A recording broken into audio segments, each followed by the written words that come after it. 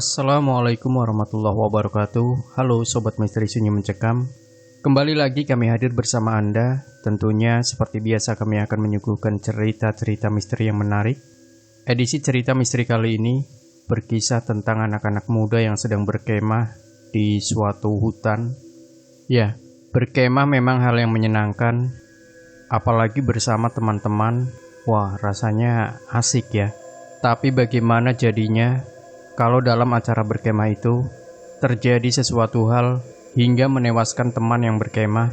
Wih, rasanya mengerikan. Seperti kisah misteri berikut ini yang sudah kami siapkan untuk Anda, berjudul Pengalaman Seramku Saat Berkemah. Di tahun 2009, tepat aku menamatkan sekolah menengah umum.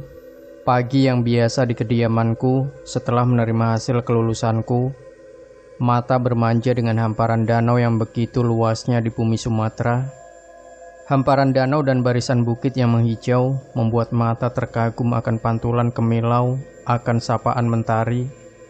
Segelas kopi sudah tersaji di pagi hari. Ah, mantap, mantap. Belum juga ku seruput, terdengar nyaring suara yang menyahut, "Temi, Tem." Suara dari teras depan. "Iya," jawabku pada suara sautan itu. "Loh, dasar pikun, masih muda sudah pikun. Kamu lupa kalau hari ini kita ada acara berkemah bersama?" ucap Mamat sambil geleng-geleng kepala karena melihatku masih berkolor rias saja. Hahaha, sampai malu rasanya. Muka harus ditaruh di mana? Astagfirullah, Tem. Sana mandi, nanti masih menjemput yang lain juga ini, ucap Irsyad sambil mengelus dada. Haha, maaflah, aku kan pelupa, jadi kalian harap maklum lah, ucapku pada mereka sahabatku. Aku pun meminta mereka menunggu di teras depan sembari aku mandi dan mempersiapkan semua bawaan guna keperluan berkemah nanti. Singkat cerita, siap, aku, Ijat, Irsyad, dan Mamat pun menaiki motor kami masing-masing guna menuju tempat teman-teman wanita kami untuk menjemputnya yang sudah berkumpul di salah satu rumah teman wanita kami. Ngeng. Kami pun menuju ke tempat teman wanita kami. Pemandangan di bumi Sumatera memang indah dan menawan, seperti perawan desa yang berparas rupawan. Jalan sedikit terjal dan curam, maklum, karena sudah memasuki barisan perbukitan. Sampailah kami di rumah teman wanita kami. Kebetulan Fitri, Lia, dan Ika teman wanita kami sudah menunggu di teras depan. Mereka pun berboncengan dan hanya aku yang sendirian. Sungguh miris, kawan. Perjalanan kembali kami tempuh tidak terlalu jauh, hanya 2 jam saja. Tempat yang kami tuju adalah sebuah bukit dengan bonus ada air terjunnya. Kalau sekarang mungkin dibilang bukit dan ada bupernya. Curug atau air terjunnya mungkin ya itu sebuah bonus. Sesampainya kami di sebatas lahan bebas, hasil tebas dijaga oleh penduduk sekitaran, yang mungkin itu sebuah area parkiran. Wah, ternyata tidak hanya kami nanti di pendakian ringan bukit ini. Ada rombongan pramuka. Langkah pertama kami adalah sebuah turunan. Nampak sepi ramai pendakian ringan kami sepertinya. Berkemah akan sedikit menyenangkan, apalagi jika ada orang baru di sekitar kami. Wah, ternyata masih ada tempat pendaftaran di bawah sana. Kami pun mengisi registrasi dan membayar dengan beberapa puluhan ribu untuk kami semua. Perjalanan dimulai. Senang dan riang bagai nyanyian lagu Ninja Hattori. Tiap kaki kami melangkahkan di sebagian luasnya hijau permai bumi Sumatera kami. Tak kami sadari, ternyata rombongan pramuka tadi pembinanya adalah kakak kelasku dulu. Jadi kami pun bergabung berjalan bersama. Tak ada hambatan sama sekali dan kami bersemangat sekali akan kemah hari ini. Namun, sesampainya kami di area camp dan bergegas mendirikan tenda, bruk, kubrak. Terdengar suara ranting atau dahan yang jatuh, cukup besar dan menimbulkan suara yang keras, jatuh dari pohon besar itu. Kakak kelasku dulu yang bernama Abu pun menghimbau kami jangan mendirikan tenda di area pohon besar itu, karena ditakutkan ada ranting lain yang akan jatuh jika kami nekat mendirikan tenda di bawahnya. Karena kami seorang pemula, jadi kami turuti dan mencari tempat lain yang sekiranya aman. Tapi, selang beberapa waktu datang 3 pemuda dan memasang tenda mereka di bawah pohon besar itu. Abu pun berteriak pada mereka, "Bang, jangan pasang tenda di situ, Bang." Sembari Abu mendekati mereka dan menjelaskan bahwa ada larangan atau pantangan jangan mendirikan tenda di situ. Biasanya orang yang memiliki tata krama akan menurut dan menghormati anjuran atau saran dari orang lain. Namun tidak dengan ketiga pemuda ini. Salah satu dari mereka malah berkata, "Alah, cuma dahan jatuh aja dibuat repot, Bang. Kalau sudah waktunya mati ya mati. Yang cuma duduk saja di rumah aja juga bisa mati," jawab salah satu dari mereka dengan sinis. Terjadi sedikit perdebatan antara Abu dan salah satu dari mereka, dan pada akhirnya Abu memilih mengalah dan membiarkan mereka mendirikan tenda di bawah pohon besar itu. Sempat ada juga yang menyarankan bahwa mereka lebih baik menghormati anjuran dari Abu. Itu saran dari salah satu dari ketiga pemuda juga. Namun, pemuda satunya ngeyel, ditambah satunya lagi memihak pada yang ngeyel tadi. Aku hanya mengelus dada dan berdoa, semoga semua akan baik-baik saja. Semoga Abu pun meninggalkan ketiga pemuda itu. Singkat cerita, acara malam hari anak pramuka diwarnai dengan nyanyian dan beberapa pengenalan semua anggotanya. Acara umum kemah seperti biasanya. Kemudian dilanjutkan dengan acara api unggun dan pasti dengan nyanyian, "Api unggun sudah menyala, api unggun sudah menyala. Api, api, api, api unggun sudah menyala." Dan, berisik amat itu orang-orang. Jadi nggak bisa menikmati ya. Terdengar suara teriakan dari tenda ketiga pemuda itu. Namun aneh, tiba-tiba angin berhembus pelan diikuti suara burung malam yang sedikit memecah telinga.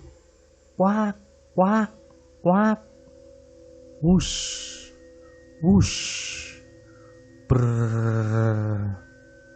Semua pun seketika hening. Suara tadi masih sangat kentara. Abu pun menginstruksikan bahwa sebaiknya kembali ke tenda masing-masing dan rehat, karena besok acara kegiatan Abu dan rombongannya masih lumayan padat. Semua pun segera masuk ke tenda, dan waktu pun sudah menunjukkan jam 1 dini hari. Tapi, selang 1 jam, saat semua sudah terlelap, aku merasakan ada hembusan angin yang begitu dahsyat. Wush, krek, bruk, Semua terkejut dan langsung keluar tenda. Suara burung tadi pun terdengar lagi. Wak, wak. Suasana gelap dini hari itu terasa sepi, dingin dan mencekam. Namun rasa penasaranku dan para sahabatku menuntunku ditemani Abu untuk mencari tahu ada kejadian apa. Ngeri, kaget, kami semua ketakutan dan kebingungan. Langkah kami terhenti tatkala senter kami menemukan pemandangan yang memilukan. Ternyata ada batang pohon yang sangat besar menimpa tenda ketiga pemuda tadi. Astagfirullah, teriak Abu. Semua pun berhamburan dan berlari. Aku, Abu dan sahabatku pun mempercepat langkah kami mencoba menolong ketiga pemuda itu. Pemuda yang tadi menyarankan pindah posisinya tengkurap sambil memegang kepalanya sambil berteriak minta tolong. Satu lagi mukanya terhimpit batang kayu dan hancur. Dan pemuda yang ngeyel tadi yang mengatakan mati. Ia pun mati karena perutnya terkoyak potongan ranting. Perutnya robek dan usus serta organ tubuhnya keluar. Aku pun mual melihat pemandangan ngeri ini, karena memang aku fobia dengan darah. Semua pun panik dan berteriak melihat kejadian naas ini. Banyak perempuan yang muntah dan menangis. Banyak pula adu mulut mau bagaimana, semua bingung. Aku pun menginstruksikan bahwa semua harus tetap tenang. Ia pun meminta beberapa anggotanya untuk turun dan menginformasikan bahwa ada kecelakaan. Beberapa orang turun. Kebetulan penjaga ada polisinya juga. Akhirnya datanglah bantuan untuk mengevakuasi ketiga pemuda ini. Ada satu polisi dan beberapa warga desa terdekat. Namun yang tadi dimintai tolong sedikit gagu dan kalut, maka dikira hanya kecelakaan biasa. Polisi pun menginfokan bahwa semua tetap tenang dan jangan panik. Beliau meminta bantuan mengevakuasi bagi yang berani. Pak polisi pun juga meminta sebagian dari kami bersama warga tadi menginfokan ke warga setempat guna meminta bantuan juga, karena tampak batang pohon begitu besar dan dirasa kami juga takut mendekat untuk mengevakuasi karena banyak darah dan bau amis anyir itu. Proses evakuasi pun terbilang rumit karena ada satu pemuda yang sekarat dan masih hidup. Namun sayang, akhirnya pemuda ini juga menghembuskan nafas terakhirnya karena proses evakuasi yang cukup lama dikarenakan mungkin kehilangan banyak darah. Dengan sekuat tenaga kami mencoba mengangkat, namun nihil, berat. Akhirnya, jalan satu-satunya hanyalah menaikkan salah satu ujung batang pohon itu dan menarik jenazah satu persatu. Ngeri pasti, karena ada yang kepalanya hancur, ditarik keluar pertama kali. Kedua yang mati karena kehabisan darah tadi. Dan yang terakhir menarik, namun serasa ngilu dan muntah. Saat ditarik, isi perutnya pun berceceran ketika ditarik. Abu pun mengambil penutup tendanya, flysheet tebal, guna menampung kedua jenazah yang sudah tak berbentuk tadi. Ada warga juga yang memungut isi perut tadi sambil menahan muntah. Evakuasi pun selesai dengan mengangkut semua jenazah dari pihak polisi dan warga. Semua yang berkemah di sana pun diminta berkemas dan turun segera. Akhirnya, kami semua pun kembali ke rumah masing-masing, membawa pengalaman tak terlupakan ini. Mungkin peribahasa mulutmu harimaumu nyata adanya. Namun, ada pepatah Jawa juga mengatakan, suaramu ikut dongamu, suaramu ikut patimu. Suaramu itu doamu, suaramu itu matimu. Berbulan-bulan berlalu setelah melewati masa menghapus pengalaman tak terlupakan itu. Aku sibuk bekerja dan bekerja sampai lupa waktu.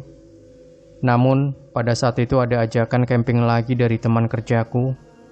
Ajakan camping di sebuah perbukitan dan ada air terjunnya atau curug. Karena memang letih dengan pekerjaan, akhirnya aku pun mengiyakan sebuah ajakan. Aku dan 4 rekan kerjaku menaiki mobil menuju lokasi yang diceritakan salah satu temanku ini. Tempatnya indah dan enak untuk bersanteria katanya. Singkat cerita, sampailah kami di lokasi. Kami lakukan perjalanan jalan kaki tanpa hambatan sampai memasang tenda di sana. Kami membawa hanya 1 tenda kebetulan. Dan bejatnya kami di sana bukan hanya camping, melainkan juga membawa miras cukup banyak. Awalnya kami biasa saja, karena ini sebuah rutinitas anak muda dengan masih berlabel memburu kesenangan semata. Namun, menjelang maghrib, sembari kami masih menegak miras dan bersua, nampak dari seberang sana sudah ada tenda yang berdiri begitu gagahnya. Jalur tenda kami dan tenda itu hanya sebatas aliran sungai kecil. Dan jikalau ada yang mau mendirikan tenda di sana, seharusnya melewati kami terlebih dahulu. Lantas, tenda itu kenapa bisa tiba-tiba ada di sana? Jelas-jelas tidak ada sebatang manusia pun yang menyapa kami dan melewati kami, atau sebatas menegur kami, karena kami ramai bermabuk ria di luar tenda. Aneh sekali. Dan dari situlah aku tersadar akan pengalaman tak terlupakan itu. Kejadian beberapa bulan lalu, dan tepat terjadi di tenda yang aku lihat gagah berdiri di bawah. Dan tepat terjadi di tenda yang aku lihat gagah berdiri di bawah pohon besar itu. Aku mulai was-was, panik dan ketakutan. Namun aku coba untuk tahan dan tetap tenang. Aku juga tak menceritakan kejadian pilu itu pada temanku yang masih asik menuangkan miras di gelasku. Takut juga membuat mereka ikut panik jika aku ceritakan kejadian itu. Dan keusilan atau lebih tepatnya kebodohan salah satu temanku terjadi. Wih, ada tenda tuh di sana. Woi bang, sini bang, nongkrong bareng. Kita minum-minum, happy-happy nih. Hahaha, ucap temanku. Nampak kulirik lagi di dalam tenda itu bersinarkan lampu kuning, mungkin lampu Petromax. Dan ada 3 bayangan kulihat samar di dalamnya. Masih berteriak mengajak bergabung oleh salah satu temanku, namun tak ada jawaban dari tenda itu. Malam pun menjelang meninggalkan petang, hanya tersaji gelap dan sepucuk doa, Semoga tetap baik saja. Malam pertama kami lewati dengan biasa saja, seperti camping pada umumnya. Kami pun terlelap.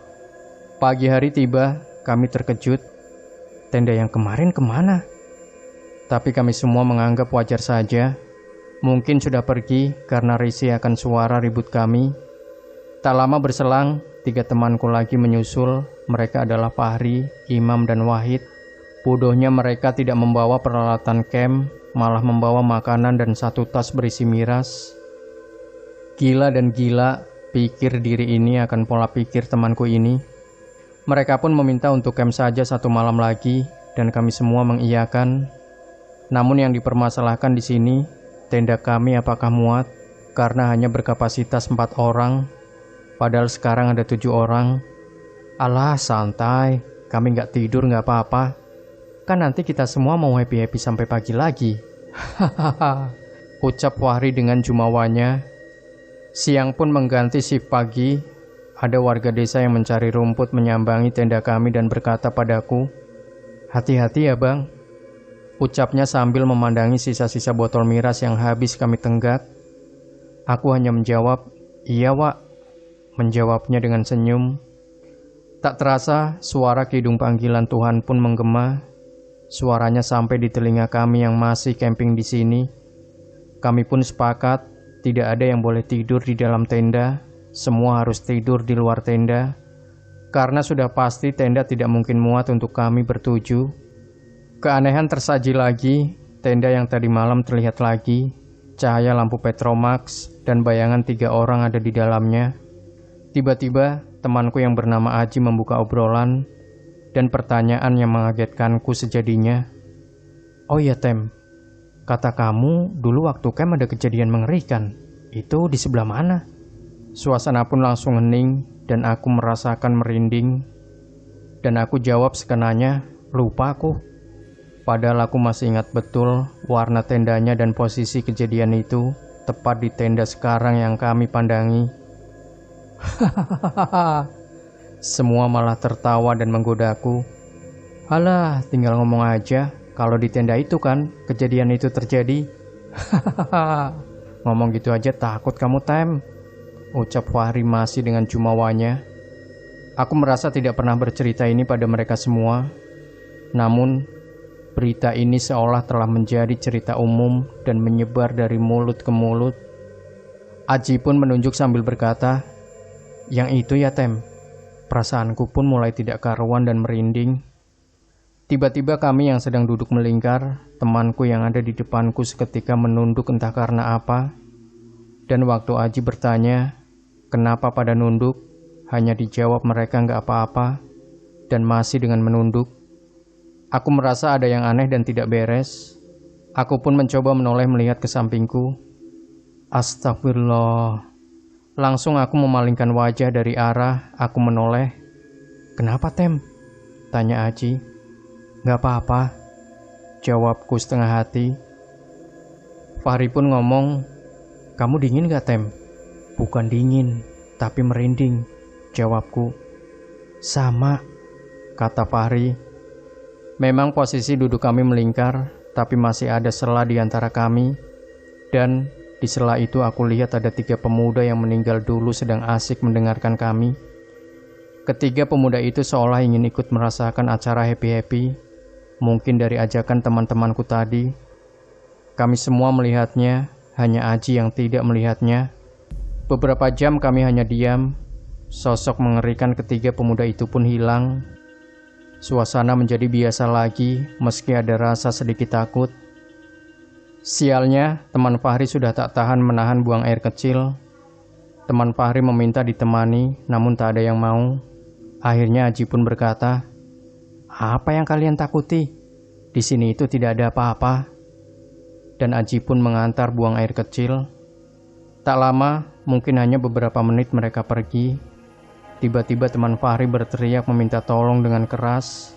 Aji lari duluan meninggalkannya. Spontan semua langsung masuk tenda dan saling berdesakan, bahkan sampai tenda kami hampir ambruk. Teman Fahmi tidak bisa masuk dan panik sambil berteriak keras meminta tolong. Waktu masih menunjukkan jam 10 malam. kami putuskan untuk nekat turun. Kami packing secara asal-asalan karena memang sudah panik dan takut.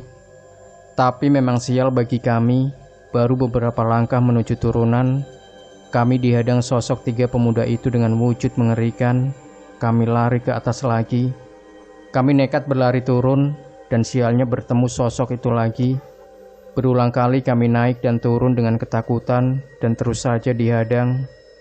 Kami berteriak sejadinya, sampai terlihat banyak sorot lampu menuju arah kami. Kami sangat ketakutan. "Bang, bang!" Terdengar suara dari arah sorot lampu itu.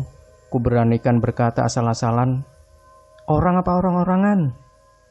Dijawab, "Orang bang, sumpah demi Allah kami orang." Kami pun lega. Kami pun melihat banyak warga mendekati kami, dan memang orang asli bukan orang-orangan. Kami pun dipapah dan dipandu turun karena kami sudah kepayahan serta ketakutan karena insiden tadi. Kami semua berjalan, tak ada sama sekali gangguan lagi. Sampailah akhirnya kami dibawa ke rumah salah satu warga, dan ternyata yang punya rumah adalah sesepuh atau dipercaya orang pintar di desa itu. Baru sampai depan rumah, aku dan beberapa temanku boleh masuk. Namun Aji, Fahri dan teman Fahri tidak diperbolehkan masuk. Katanya mereka bertiga masih diikuti sosok 3 pemuda itu. Akhirnya ada prosesi penetralisir untuk mereka bertiga, dan setelah itu baru diperbolehkan masuk. Sempat terkejut tatkala diceritakan oleh bapak pemilik rumah ini bahwa selepas warga desa membantu mengevakuasi jenazah ketiga pemuda itu, desa itu seakan setiap malam selalu diteror. Pintu ada yang mengetuk sampai menggedor-gedor, dan ada suara orang minta beras, minta minum. Tapi ketika dibuka tidak ada siapa-siapa. Kata bapak pemilik rumah, arwah ketiga pemuda itu gentayangan karena hanya dibungkus di tenda dan dibiarkan begitu lama. Dan bisa juga ada organ dari salah satu dari ketiga pemuda itu tidak ikut terbawa. Setelah kecelakaan atau kejadian itu pun, tak ada yang berani naik. Hanya kami dalam beberapa bulan ini setelah insiden itu yang berani menaiki tempat ini. Aku mengenali salah satu korban karena masih ingat betul dengan wajah dari ketiga pemuda itu. Dan kami semua berdoa, semoga mereka bisa diterima di sisi Allah Subhanahu wa Ta'ala.